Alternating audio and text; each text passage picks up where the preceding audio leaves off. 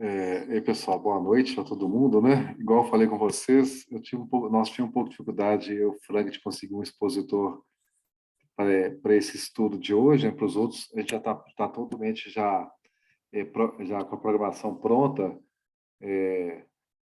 praticamente pronta já, com todos os expositores já convidados, mas para esse estudo especificamente, a gente não tinha consigo convidar ninguém, então, assim, apesar de eu ter feito o estudo há 2 semanas atrás, eu vou estar fazendo estudo de novo, né? Mas esse ano, igual eu comentei para vocês, não vai acontecer isso de novo, tá bom? Então, eu acho que vocês estão vendo aqui a apresentação, e aí nós vamos começar. O tema hoje ele é Renascimentos. Esse é o nome de um capítulo do livro que nós estamos estudando, né? Da Joana de Anjos, onde ela procura estudar o Evangelho com profundidade, né? À luz da psicologia profunda. Esse é o sentido desse livro, da psicografia do Divaldo, né? Ditado pela Joana de Ângeles, que nós vamos conversar um pouco sobre ele. E aí, a passagem essa que todos nós já estudamos várias vezes, né? Lá está em João 3:3, né? É o encontro do Cristo com Nicodemos, né? Onde ele fala que ninguém pode ver o reino de Deus se não nascer de novo. Então, assim, dessa vez eu resolvi fazer o seguinte: eu resolvi colocar aqui alguns parágrafos que eu achei mais importantes do livro, e aí nós vamos discorrer sobre eles. Quando eu tiver em itálico, é porque é justamente o parágrafo do livro da Joana de Anjos que eu estou transcrevendo aqui e que dá a chance da gente estar conversando a respeito. E aí, já começando o nosso estudo, né? A Joana de Anjos, do começo, ela vem falando a respeito de uma questão específica que tem a ver com Cristo, né? Antes de entrar no assunto do renascimento em si, mas onde ela comenta que o Cristo, em qualquer situação do Evangelho, ele é o psicoterapeuta por excelência. Né? E aí, ela comentando mais, que ela fala que é o instrutor incomparável que penetra o âmago do aprendiz com a lição que transmite o companheiro paciente e generoso, né? O mestre que vivencia todas as informações de que se faz mensageiro, né? Então, a palavra psicoterapeuta, né, que tem a ver com a psicoterapia, né, que é o tratamento do psique, o tratamento da alma, o tratamento da mente, ele realmente é um título que quando João de Anjos coloca esse título para o Cristo, a gente vê que ele tem todo sentido, né? O Cristo é por excelência e realmente ele veio aqui tratar das nossas almas, né? Ele veio nos curar das feridas da alma que todos nós tínhamos e temos, né, como humanidade, e também no campo individual. Interessante que eu sei, quando a gente entra para ver o que é psicoterapia, né, você vê claramente assim que é mais ou menos uma jornada de uma via de mão dupla, né? É onde o psicoterapeuta e o paciente, né, o indivíduo que está recebendo tratamento, eles buscam, através do tratamento terapêutico aí, a solução para as questões daquela pessoa, né? Não é uma via de mão única, né? O psicoterapeuta não é aquele que dá uma receita, que dá um remédio para outra pessoa, e mesmo se a outra pessoa não tiver nenhuma participação dela, ela vai se curar, né? A psicoterapia é um processo como eu comentei aqui, de mão dupla entre o paciente e o psicoterapeuta, na busca de uma melhor vida, de uma vida mais boa, né? Para aquela pessoa que está recebendo tratamento, né? E aí, quando fala que o Cristo, né, esse companheiro paciente generoso, é justamente essa, essa figura do Cristo, né, como aquele que realmente, a cada um que ia se encontrar com ele conseguia atender dentro das condições e das limitações e possibilidades de cada um, né? Por isso, o Cristo paciente generoso, vendo a humanidade ainda muito cheia de conflitos, né? Ainda muita dificuldade. E é interessante que fala que, mesmo naqueles tempos que o Cristo veio aqui, né? Aquela sombra coletiva que tinha na humanidade naquela época, aquilo nunca assumiu qualquer papel de nenhuma forma influenciou no papel, no seu comportamento, né, que ele mantinha daqueles que os buscavam. Ou seja, o Cristo, ele não se deixava se influenciar por toda aquela dificuldade coletiva que existia no planeta naquele momento. E aí, pessoal, só um minutinho, por gentileza, tá? Porque o telefone tá tocando aqui. Eu acho que tá chegando gente aqui em casa. Só um minutinho.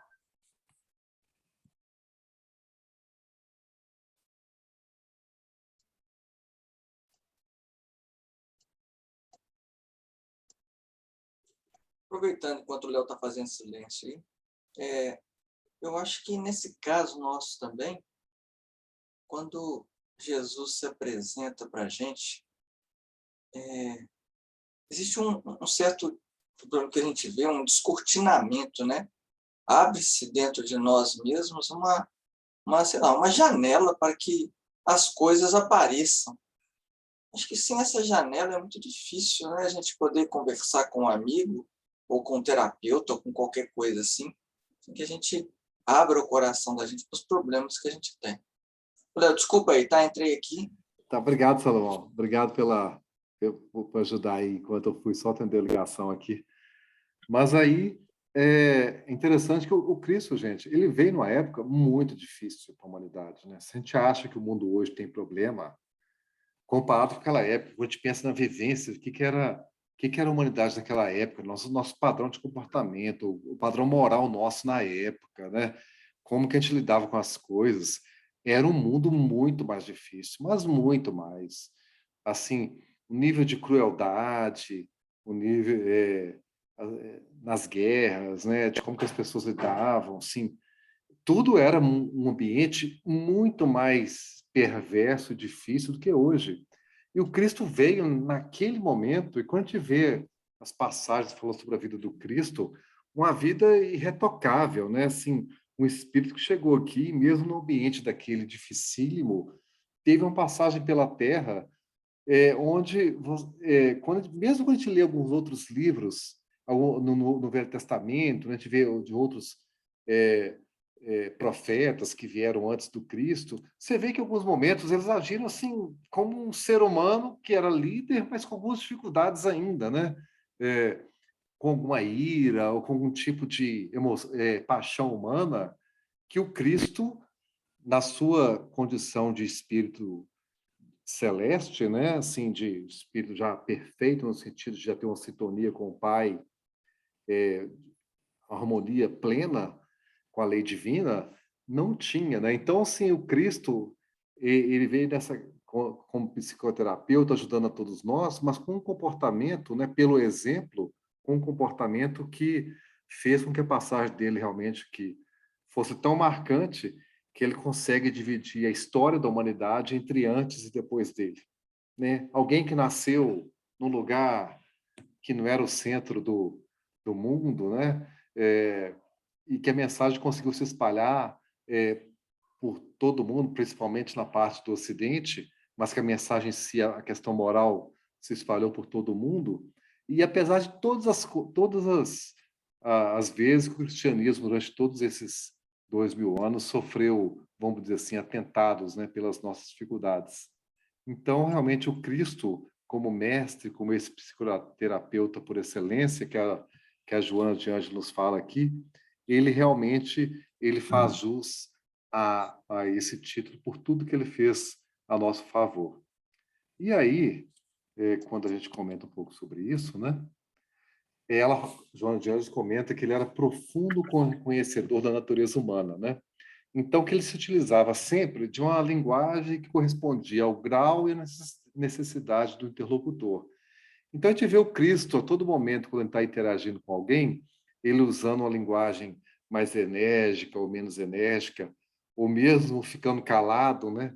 Em algum momento, quando ele se encontrou lá com Pilatos, e Pilatos pergunta pelo que era verdade, né? Que a gente vê que justamente aí o Cristo já sabendo, pelo seu olhar, e já conseguia ver a natureza de cada um de nós. Então, esse é um negócio que, com certeza, se a gente olhar todas as passagens do Evangelho lá, fica isso muito claro. E a Joana de Ângeles, ela comenta sobre isso, né?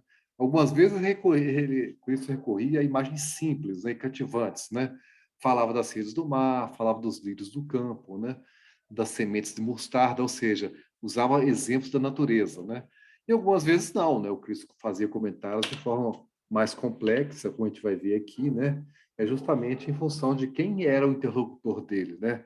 Falando sobre a lei de Deus de forma mais direta, quando estava conversando com algum fariseu, algum doutor da lei que conhecia a, a lei divina, né? A conversa ela ocorria num outro patamar. Então, por exemplo, quando Jesus conversava com o jovem rico, a gente não vai falar sobre essa passagem especificamente aqui hoje, né? Jesus não precisava falar de uma linguagem mais simples. Ele conversava com alguém que já tinha um nível de maturidade suficiente para lidar com ele a conversa de uma outra forma, né? De uma forma bastante diferente, mais sofisticada do que às vezes quando ele está falando com a multidão, com pessoas de diversos níveis de maturidade ainda intelectual, psicológico, seu caminho evolutivo natural, né? Para que ele pudesse passar a sua mensagem, né? E aí, né, consciente dessa revolução que ele deveria provocar nos espíritos humanos, né, o Cristo veio aqui, o Cristo como missionário, ele em um momento que ele descansou, né, assim, no sentido de que ele era focado realmente, estava focado na sua missão aqui dentro do nosso planeta, né? Ele finca os alicerces da sabedoria no cerne mais sensível de cada interessado, mas isso de acordo com a condição de cada um. E é assim que o Cristo, eu entendo que ele age até hoje com todos nós, né? Ele, ele vai penetrar o seu ensinamento a cada um de nós de acordo com as nossas possibilidades, com o momento nosso de vida que cada um, dentro da nossa evolução, né? E aí, pessoal, quando a gente fala sobre isso aqui, a gente comenta sobre essa linguagem, sobre essas vezes que era o interlocutor do Cristo. E aí a Joana de Ângeles já vem comentando algumas passagens no Evangelho, onde ocorreu esse encontro do Cristo com alguns personagens que representam a humanidade, representam todos nós em algum momento da nossa reencarnação. E aí é interessante, né, quando a gente fala assim do cego de Jericó, que é essa passagem aqui que eu vou ler para vocês, e depois eu acho que era bacana a gente comentar um pouco, né? Depois foram para Jericó. E saindo ele de Jericó com seus discípulos e uma grande multidão, Bartimeu, cego, filho de Timeu, estava sentado junto ao caminho, mendigando. E ouvindo que era Jesus de Nazaré, começou a clamar e a dizer: Jesus, filho de Davi, tem misericórdia de mim. E muitos o repreendiam para que se calasse. Mas ele clamava cada vez mais: Filho de Davi, tem misericórdia de mim. E Jesus, parando, disse que o chamassem. E chamaram o cego, dizendo-lhe: Tem bom ânimo, levanta-te, que ele te chama. E ele, lançando de si a sua capa, levantou-se e foi ter com Jesus. E Jesus, falando, disse-lhe: Que queres que te faça? E o cego lhe disse: Mestre, que eu tenha vista. E Jesus lhe disse: Vai, a tua fé te salvou. E logo o viu e seguiu a Jesus pelo caminho. Então, assim, é uma passagem que eu acho que ela tem vários simbolismos aqui, né? E quando fala que o cego estava sentado junto ao caminho, né? Onde o Cristo passava. E aí, quando Jesus passa, né, aí a gente vê uma reação dele, ok? Ele gritando pelo Cristo, né? E aí o pessoal diz assim, pô, cala a boca, né? Para de fazer escândalo, em outras palavras, mais ou menos isso, né? E quanto mais falava, mais ele ele pedia, né, que o Cristo pedia pelo Cristo, né? E aí Jesus parando, né, disse para que o chamasse. Aí, pessoal, é outra questão que eu acho sempre muito bacana quando a gente lê o Evangelho. Eu já comentei isso aqui algumas vezes, né? É essa questão de que as pessoas, de alguma forma, elas procurando o Cristo também, né? Aí você vê aquela mulher que estava com hemorragia, que ela toca no Cristo, né? Porque ela achava que se ela tocasse no Cristo, ela seria salva, né?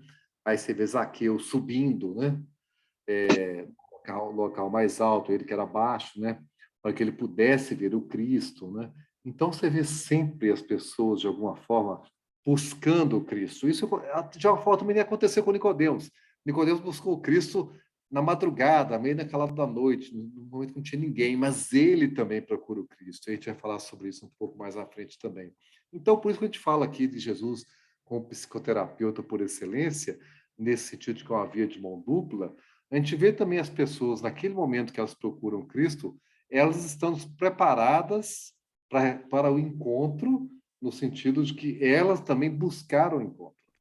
Eu acho que isso é que faz com que a gente pensar em cada um de nós, né, no que se refere a esse encontro nosso com Cristo, esse processo da gente também buscá-lo, não esperar, como às vezes a humanidade imagina, né, que vai vir um grande Messias aqui e vai vir e descer e vai resolver todos os nossos problemas, né, sem que a gente dê nossa cota de participação. Interessante que ele fala Léo, assim. Oi, ei, Franklin. o interessante você falando essa situação do Cristo, aí desses companheiros que buscaram Cristo, faz a gente lembrar de uma determinada situação, até ocorrida há pouco tempo, que a gente vê a realidade. Franklin, seu som fechou. Você está sem som, Franklin. Você estava com o som ligado, aí o som agora fechou. Gente Pronto. complicado. E, assim, aquela que simplesmente joga a gente no chão. Mesmo apesar assim, do conhecimento, do trabalho doutrinário, desse tempo de estudo, essa situação me colocou desse jeito. Aí, em um determinado momento aqui, eu parei aqui na sala, botei a mão na cabeça. Jesus, socorre, eu não aguento mais, cheguei ao meu limite. E tá, fiz aquela prece sentida e liguei mesmo, fiz o pedido. Aí, no outro dia, eu ia dar um estudo no centro que o Carlinho frequenta, né? Está frequentando, né? No domingo à noite. Eu pensei até em não ir, devido à minha situação. Mas aí eu falei assim, não, espera aí, gente, eu assumi o compromisso, então eu tenho que ir. Aí eu cheguei lá, a hora que eu comecei a fazer o estudo, vamos dizer assim, a casa, o local que eu estava, começou a mudar as vibrações de tal forma que aquilo ali é como se tivesse tirado um peso dos meus ombros durante a reunião toda, assim, de uma situação tão assim diferente, vibrações de tal forma que pouquíssimas vezes eu cheguei a ver em algum lugar. E quando eu saí da casa, lá da casa espírita, eu estava assim, super tranquilo, com detalhe, o problema não havia desaparecido, mas eu estava com força suficiente e super tranquilo para vencer aquele momento, como eu venci, né? Então, quando você falou isso, me veio à memória essa situação. Por quê? Eu bati, eu roguei, a porta se abriu e eu recebi ajuda. Mas foi assim, de uma forma assim que às vezes a gente não sabe nem descrever como foi realmente a situação. Isso, Franklin, verdade. E aí, pessoal, eu queria pedir só aí um comentário, se alguém quiser contribuir, que eu acho que essa passagem, essa parte é muito bacana, quando fala assim, ele, aí na verdade o cego, né, de Jericó, lançando de si a sua capa, levantou-se e foi ter com Jesus. O que nós entendemos com esse lançando de si a sua capa? Qual que é a analogia que nós podemos fazer com nós mesmos? O que essa capa representa? E o que significa pegar essa capa e lançar de si, né? Jogar para longe? O que a gente pode entender com isso aqui, pensando na gente como humanidade, né? Nós como indivíduos nesse encontro com Cristo? O que representa esse momento de lançar de si a sua capa? Alguém gostaria de contribuir com algum comentário? Ô, Léo, Ei, eu acho Salomão. que eu acho que é aquela mesma situação do Emmanuel quando foi ter com Jesus. Ele foi com capa e tudo falar com Jesus. Ou seja, ele foi na condição de centurião romano, desculpa, senador romano, né, para conversar com Jesus, se achando. Então, eu acho que é nesse sentido, sabe? Se a gente não desce né, da gilete, como a gente fala, né, desce do sapatinho para poder falar com Jesus, é muito complicado. É o que o Franklin trouxe aí para a gente de exemplo de vida. Se você não fala, ó Senhor, já é, ó. Eu tive uma situação dessa, Franklin, quando eu estava trabalhando, e não estava coordenando as ideias direito, estava muito ruim para o trabalho. E aí eu falei assim, olha, aquela conversa que você tem franca, né? Olha, eu estou aqui igual todo mundo estava no barco, no meio da tempestade e aquela gritaria. E eu estou aqui gritando também, né? Vamos ver se aparece o Cristo aqui para poder falar com essa chuva para parar, com essa tormenta. Tudo bem, estou levantando a mão aqui, eu já sei que eu vou escutar.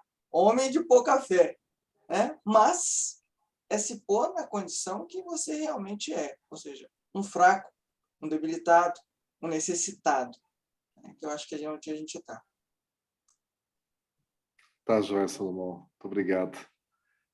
E é interessante quando a gente pensa aqui numa capa de alguém que é um mendigo, um cego, que está na beira do caminho, né?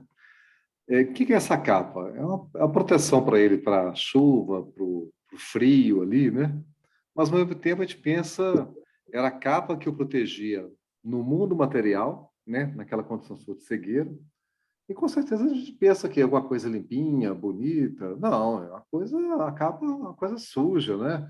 É uma coisa ainda, para quem está naquela condição ali, é uma proteção que dava conforto para ele no mundo material, mas que provavelmente estava em péssimas condições. Que é mais ou menos o que acontece com as várias capas que nós temos, que às vezes nos dão conforto do mundo material, né?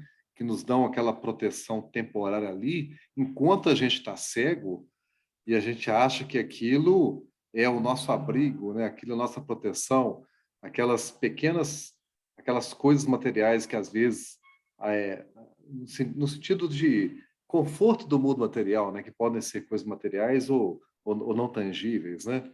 Que elas são importantes para nós, né? Que a gente não consegue viver sem elas, né? E aí, ele, naquele momento, ele percebe que aquela capa para ele era totalmente inútil, né? Que ela não servia para ele, que ele estava no momento da vida dele super importante, onde estava encontrando com o Cristo, e ele não precisava daquela capa que representa essas coisas materiais que nos dão aquele conforto temporário, igual eu comentei, do mundo material, ele lança para longe, né? E aí, na hora que ele faz isso, né? Ele foi ter com Jesus, Jesus falou assim, que queres que te faça? E o cego disse, mestre, que eu tenha vista, que aí, nesse caso, claramente, é muito mais do que a vista material, né? Essa é uma frase super forte que está no Evangelho, né? Desse encontro do cego de Jericó com Cristo, que talvez uma das frases, quando a gente pensa nesses grandes encontros, que talvez seja mais, assim, vamos dizer assim, elucidativas do que esse esperado encontro entre um cristão e o Cristo, né, naquele momento decisivo, né, onde ele fala, mestre, que eu tenha vista. E aí o Jesus disse, vai, a tua fé te salvou, e logo viu e seguiu a Jesus pelo caminho. Foi um renascimento para isso. Léo. Beleza, Frank, vou te passar a palavra agora, só acabando de concluir aqui, que esse foi um renascimento para o cego de Jericó, com certeza, claramente, essa foi a estrada de Damasco dele, ali no caminho de Jericó, né? Foi a sua estrada de Damasco, e ele conseguiu aproveitar aquele momento. A gente vê a visão aí, né? A gente vê a situação de Paulo também, né? É, quando Paulo também se coloca à disposição do Cristo, né? E Paulo fala para Jesus, que queres que eu faça, né?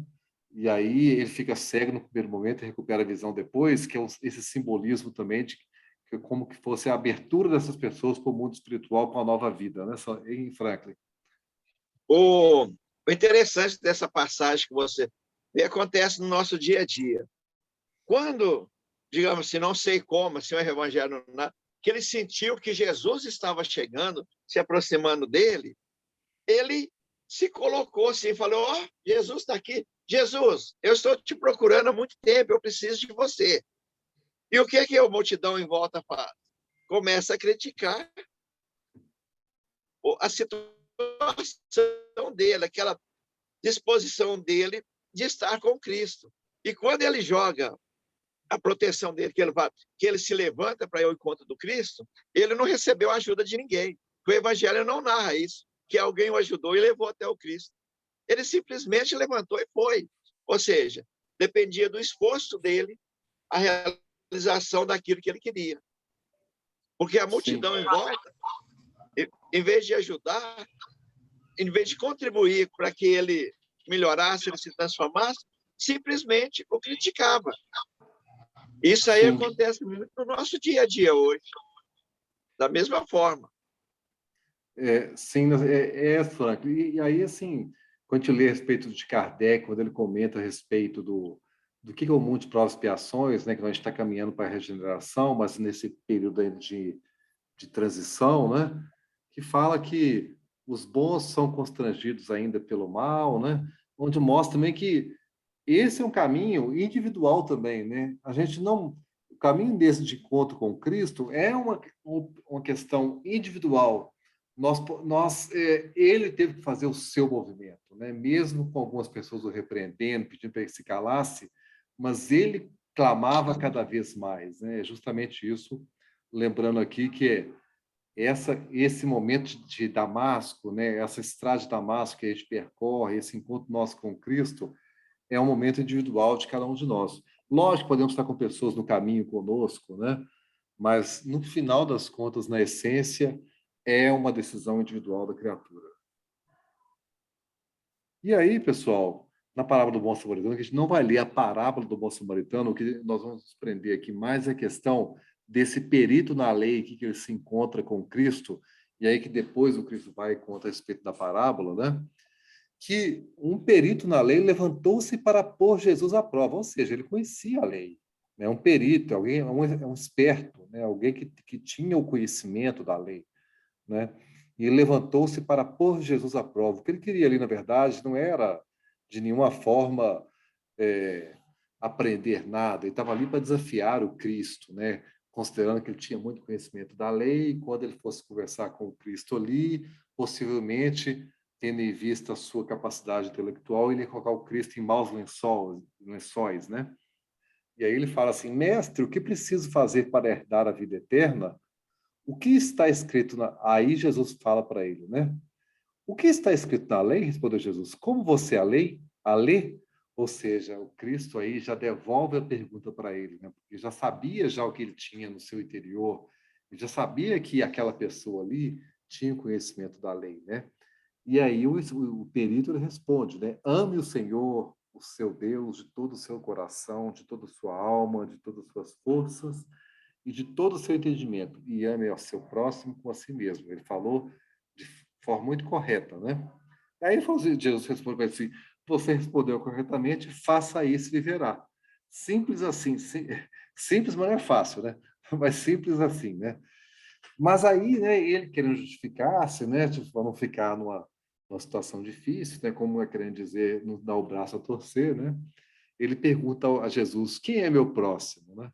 Como se ele não soubesse, né, mas mais de uma forma como justificar a pergunta dele anterior, né?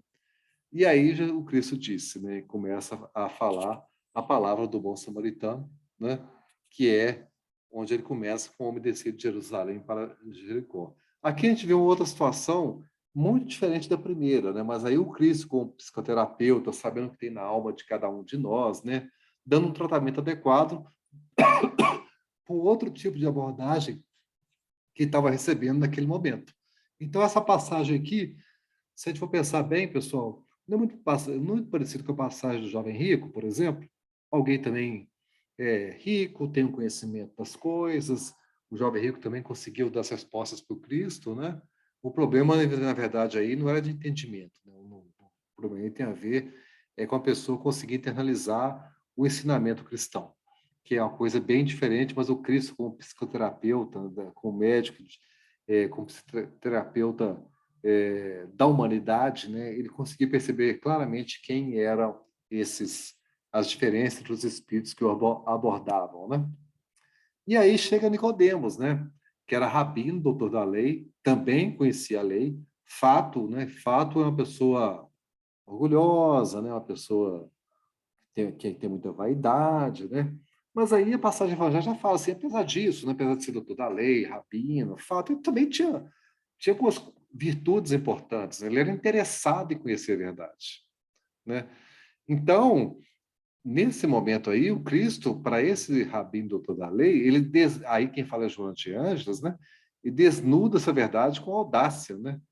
No que se refere à necessidade de nascer de novo, né? Quando Nicodemos, Jesus fala, né? Ninguém pode ver o reino de Deus se não nascer de novo. E aí Nicodemos pergunta, né? Como se não tivesse entendido, né? Como alguém pode nascer sendo velho? É claro que não pode entrar pela segunda vez no ventre de sua mãe e renascer. Respondeu-lhe Jesus: Digo-lhe a verdade. Ninguém pode entrar no reino de Deus se não nascer da água e do Espírito. A gente sabe que tem muitas religiões que tratam dessa questão da água, do Espírito aqui, a questão da água como sendo a purificação, né? Não vinculando a questão da água como elemento material, como a doutrina faz, mas nós, como espíritas, a gente, pensando no outro Consolador prometido, e a gente ter a reencarnação como uma das bases do ensinamento evangélico, eu acho que faz uma diferença muito grande para nós, né? Como o Salomão trouxe na semana passada, toda a nossa realidade, a nossa vivência, ela depende muito, né? Tem muita relação de como que a gente vê a vida futura, né? Então, quando você tem uma vida futura, onde a reencarnação faz parte, o que acontece com nós espíritos não é garantia de nada, né? Porque a gente vê muitos espíritas caindo o tempo inteiro, né? Como toda a humanidade, ok? Nós não somos, vamos dizer assim, melhores do que ninguém, a gente não tem nenhum privilégio nesse mundo pelo fato de ser espírita, né? Mas dá uma ideia de vida futura para aquele que realmente quiser absorver o conhecimento, quando você tem reencarnação como base, muito diferente, né?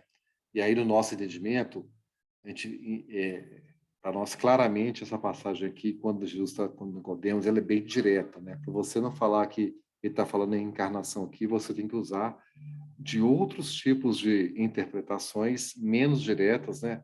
Você tem que tergiversar mais, porque na nossa percepção, o Cristo aqui realmente está falando a respeito da reencarnação, né? E aí a Joana de Anjos ela comenta, né?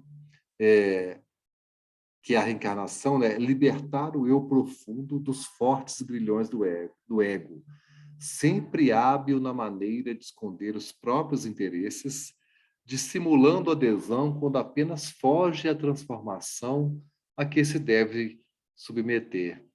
A gente pode falar que talvez ela esteja comentando aqui de cada um de nós, aqui na nossa individualidade, do que a gente traz aqui no nosso mais íntimo, né? Que às vezes simular adesão quando apenas a gente foge à transformação a que se deve submeter.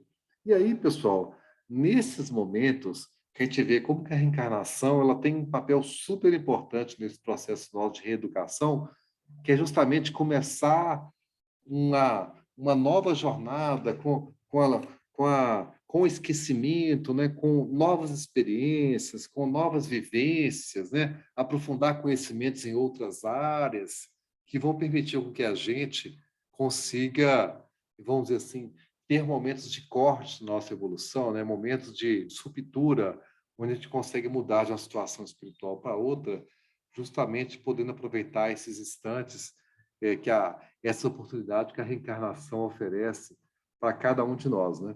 Então, quando eu falo que nós somos muito hábeis na maneira de escolher os nossos próprios interesses, isso é uma verdade, né?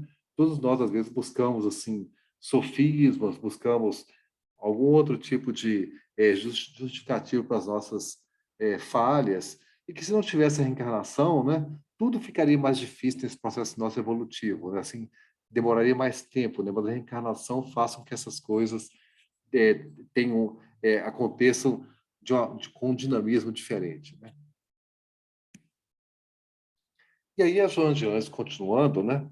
Ela fala que no nosso processo de crescimento moral, através da reencarnação, né, que o ser ele aprimora os conteúdos íntimos, ele lapidando as arestas e libertando-se das várias camadas de inferioridade por onde transitou ao longo da jornada evolutiva, né? Então, assim, o que a Joana de Anjos deixa claro para nós aqui é que A reencarnação, a gente vai construindo quando camadas de inferioridade, quando a gente está na nossa jornada evolutiva, são de reencarnações, onde a gente teve alguns condicionamentos e impulsos, né, ainda ligados à inferioridade, né, ainda ligados ao mundo material.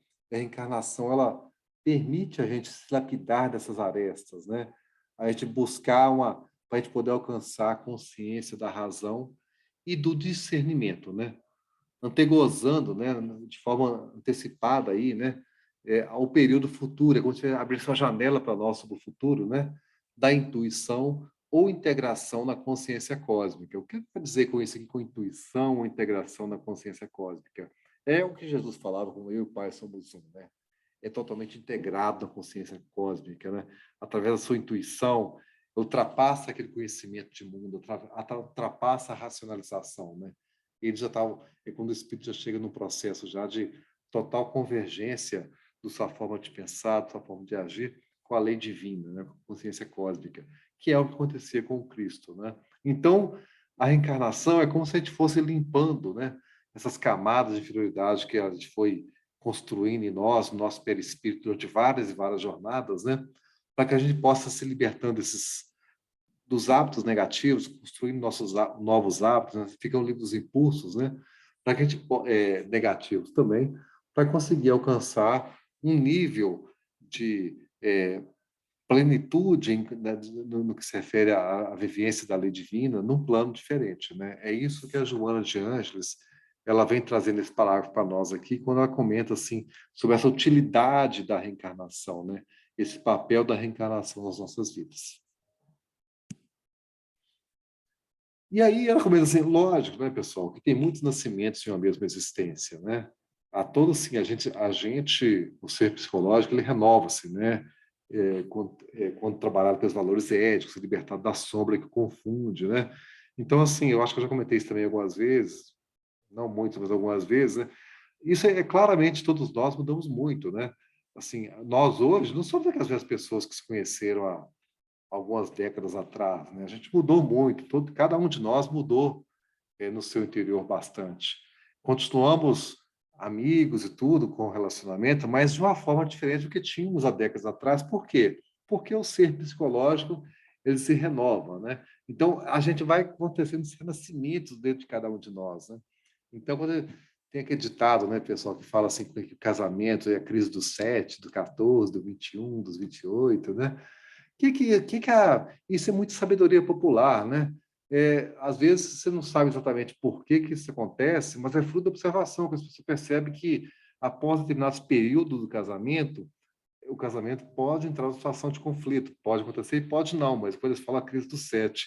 O que essa 7 representa, que talvez a gente possa interpretar assim? Esses renascimentos que cada um de nós vamos tendo, né? Essas mudanças interiores que cada um vai tendo, que às vezes acontecem diferentes para um casal, para um relacionamento, né? E que aí chega no momento de crise, né?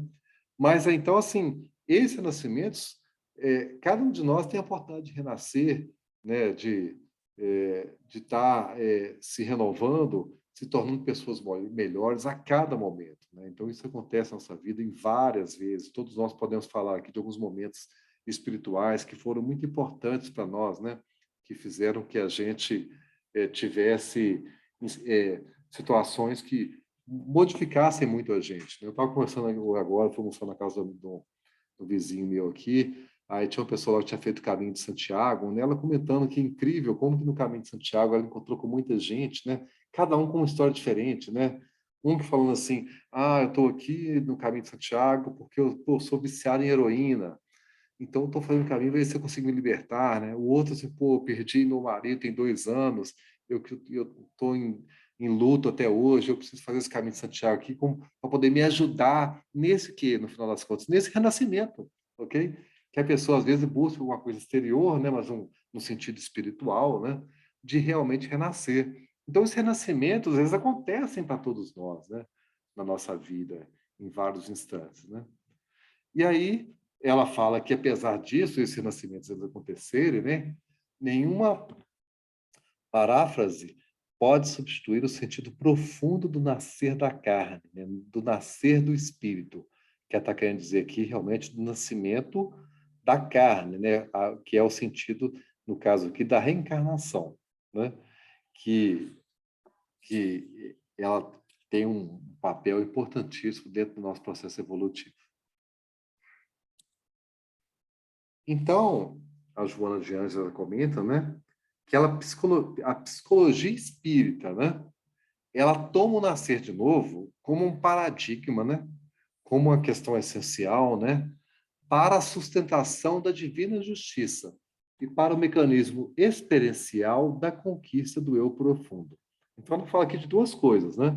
A sustentação da divina justiça e o mecanismo experiencial da conquista do eu profundo. Eu acho que todos nós aqui claramente concordamos, né, sobre essa questão aqui da sustentação da divina justiça, onde sem a figura da reencarnação para todos nós, fica muito mais difícil a gente conseguir perceber Deus como infinitamente justo e bom, mas com a reencarnação é como se as coisas se fechassem, né? A gente conseguisse fechar o raciocínio e conseguir entender o que acontece no mundo, de mal ou de bem, né? Ou de bom, com mais profundidade e com uma coisa que nos dá um conforto ao nosso intelecto, né? No nosso coração também, de como que a justiça divina funciona e como que Deus é infinitamente justo e bom no mundo que às vezes a gente vê tanta injustiça temporária acontecendo, ok? Mas que é justamente esse nascer de novo com o paradigma, ele nos dá esse entendimento, traz essa paz no nosso coração, né? Então, assim, quando a gente começa a estudar a reencarnação, é como se fosse assim, puxa vida, é como se tivesse, né, explodido, assim, aberto uma ideia na nossa vida, né, que nos desse, agora eu consigo ter um entendimento de mundo, de religião, de uma forma que eu tenho conforto íntimo para lidar com o meu intelecto também, né, conseguindo ter a fé raciocinada, né. Então, nesse sentido, né, nesse sentido integral que a Joana de Anjos comenta, que a ressurreição ela se apresenta na mensagem neotestamentária, no Novo Testamento, né, sobre dois aspectos, daqueles que retornam em corpo espiritual, né, que é aquela ressurreição que é às vezes falada, né, quando Cristo fala que o Cristo ressuscitou, né, que confirma a sobrevivência da vida, que são os espíritos através de suas mensagens, né, e a outra em que o espírito se reveste de matéria a fim de dar prosseguimento aos processos da conquista de patamares mais elevados do sentimento íntimo, que é a reencarnação que a gente comenta aqui de forma mais usual, né, dentro do processo de cada um de nós. E aí, a Joana de Anjos, comentando um pouco mais, né, ela fala que muitos dos distúrbios psicóticos e neuróticos, né, sejam eles superficiais ou profundos que a humanidade tem, todos nós indivíduos, eles estão sediados em estruturas vibratórias das vivências transatas. Você vê que transatas aqui ocorridas no passado, né, que se imprimiram nos painéis do inconsciente profundo, né, ficaram marcados no perispírito, né, como que adormecidas, né. E aí, elas podem ficar adormecidas por um tempo, até a gente ter a condição de lidar com elas, né? Ou na reencarnação seguinte, né, tem toda uma organização psicofísica com os fatores correspondentes à necessidade de terapia moral. Ou seja, todos nós, alguns nossos distúrbios, eles podem ficar adormecidos, né, dentro de todos nós, mas em função dessas vivências passadas, dessas dificuldades que nós tivemos nas encarnações passadas, e aí, através da preparação para a reencarnação, né, uma organização psicofísica adequada para as nossas necessidades, né, a gente tem condição de passar pela terapia moral. Então, isso é super bacana quando a gente pensa na reencarnação como esse sentido, né? Então, aquelas coisas do nascer por acaso, né? Eu não pedi para nascer, eu não sei porque eu estou nessa família, né? Todos esses tipos de comentários mais superficiais e, às vezes, de ingratidão, para nós espíritas, eles são totalmente inadequados, né? A partir do momento que você consegue entender a reencarnação, você consegue perceber que cada experiência que a gente passa nesse planeta, né? Que a gente passa aqui na Terra, tem um sentido, né? Que nada é por acaso. por mais que sejam situações que não tenham sido programadas no plano espiritual, mas dentro da nossa necessidade, como espírito em processo de evolução, todos aqueles momentos que a gente passa ali, eles têm um sentido na construção de um ser melhor, né? Então, é isso que a Joana de Ângeles, ela comenta para nós, né? E ela fala que ficaram adormecidos nos refolhos do ser, né? Ou seja, assim, esperando aquele momento onde tem condição de lidar com... Aí a gente vê a misericórdia divina também, né? Esperando a gente ter aquele momento em que a gente consiga lidar com aquela situação. E aí, pessoal, continuando. Então, a reencarnação dessa forma, como nós comentamos, né, ela representa um processo psicoterapêutico de amor divino, né? É a misericórdia divina atuando em nosso favor, de todos nós, a fim de que a gente possa, através do nosso esforço pessoal também, né, ter a liberação, né, das trevas da ignorância, né, da perversidade, no rumo de um permanente presente de realizações e de paz. Então, a reencarnação é esse processo realmente psicoterapêutico, né? E aí depende de cada um de nós, né, gente? Então, assim, essas coisas, assim, a gente vê que a forma que a gente lida com... Nós já comentamos isso também, né? Sempre a gente fala sobre esses livros e tudo, né? Sobre o João de Anjos, falando do estudo de João de Anjos, que depende de como cada um de nós lida com a frustração, como cada um de nós lida com o problema, né? A gente vê que a encarnação, ela pode ser um momento de liberação das trevas e da ignorância, né? Das trevas da ignorância, da perversidade, ou pode continuar sendo para nós um momento de prisão, né? Quando a gente não consegue lidar com o ensinamento, com as experiências de uma forma positiva. Então a gente vê que assim que os eventos em si, às vezes, eles são neutros, né? Mesmo quando uma coisa não dá certo, a gente vê que as pessoas lidam com isso de forma muito diferente, né? Com uma coisa que não dá certo, com a frustração. Tem gente que pode ter ficado decepcionado no momento, mas olha para frente, né, e não para, né? Enquanto tem gente que, naqueles momentos ali, às vezes, servem, no final das contas, faz com que aquela pessoa fique aprisionada naquela situação, naquele trauma, por muito tempo, justamente quando tiver maturidade de olhar para frente, né? Igual Paulo falava, né, que ele olhava para frente, né, que ele não hesitava, mas isso foi fruto do quê? Fruto de um esforço pessoal gigante que ele fez, né? Consigo mesmo, né? De não se deixar abater, por mesmo naquelas situações onde ele, em algum momento, poderia se sentir mais fraco, hesitante, mas ele, naquele momento de escolhas, aquelas pequenas escolhas íntimas, ele não se deixou abater e não se deixou prender pelo mundo, né? Então, eu fico achando que a reencarnação para todos nós é muito importante a gente ficar atento, né? A gente ficar ligado em todas as situações que o mundo oferece para nós e como que a gente pode estar utilizando essas situações em nosso próprio benefício de libertação, né? Toda vez que a gente fica preso no mundo, né? Nas emoções do mundo, nas coisas do mundo, essas coisas não nos aprisionam, né? Então, a gente tem que aproveitar esses momentos que a misericórdia divina se faz em nosso favor para que a gente possa realmente dar um passo na evolução. E aí, a Joana de Anjos, nós já estamos chegando já no tempo do nosso estudo, né? Ela já coloca mais uma vez o Cristo, né, como esse homem Jesus, né, que é perfeitamente ao alcance do entendimento humano de todos os tempos, né? Ele tornou-se o protótipo, né, o exemplo, o modelo que deve ser seguido e vivido. Ao tempo em que, atraente, né, ele arrasta para o seu convívio todos aqueles quantos se encontram sob o magnetismo da palavra e da vida com que eles brinda, né? Ou seja, utilizarmos o Cristo dentro desse nosso processo reencarnatório, né? Nessas vivências aqui, onde a gente se diz cristão, utilizar realmente o Cristo como esse protótipo que deve ser seguido e vivido. E ele como libertador das consciências, né? Onde o Cristo propõe a todo instante que nós superemos a nossa própria sombra, né? Porque ninguém pode ver o reino de Deus se não nascer de novo.